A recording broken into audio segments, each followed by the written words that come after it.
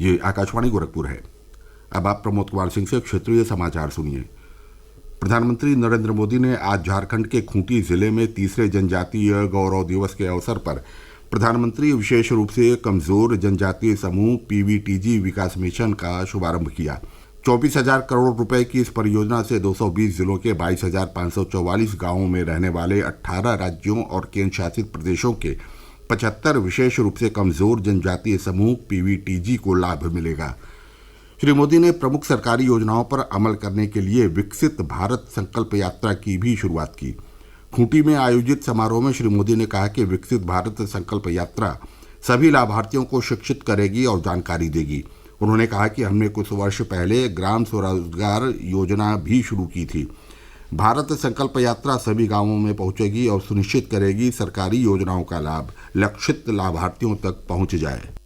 झारखंड की इस पावन भूमि से एक नहीं बल्कि दो ऐतिहासिक अभियानों की शुरुआत होने जा रही है। विकसित भारत संकल्प यात्रा सेचुरेशन के सरकार के लक्ष्यों को प्राप्त करने का सशक्त माध्यम बनेगी। पीएम जनजाति आदिवासी न्याय महाअभियान विलुप्त होने की कगार पर खड़ी जनजातियां, जिसे हम अब तक प्रिमिटिव ट्राइब के रूप में जानते हैं, उनकी रक्षा करेगा, उन्हें सशक्त करेगा।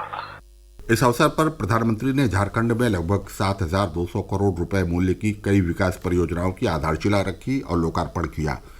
इस अवसर पर श्री मोदी ने पीएम किसान योजना के अंतर्गत लगभग 18,000 करोड़ रुपए की 15वीं किस्त जारी की। इस राशि को 3 समान किस्तों में प्रत्यक्ष अंतरण प्रणाली के जरिए देश भर के किसानों के बैंक खातों में भेजा जा रहा है।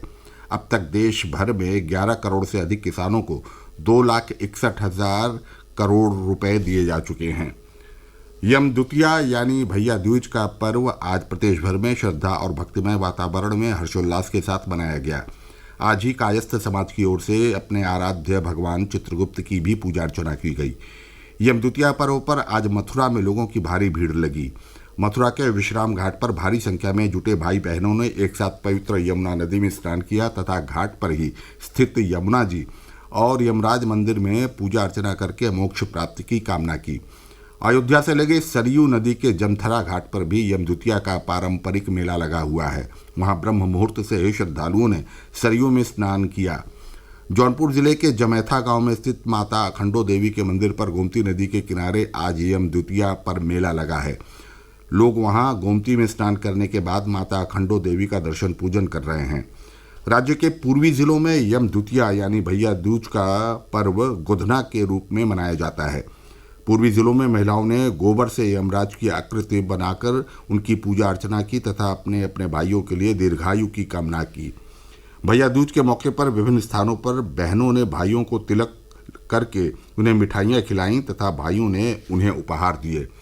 इसी क्रम में आगरा और फर्रुखाबाद की जेल में बंद कैदियों को भी बहनों ने तिलक लगाकर लंबी उम्र की कामना की।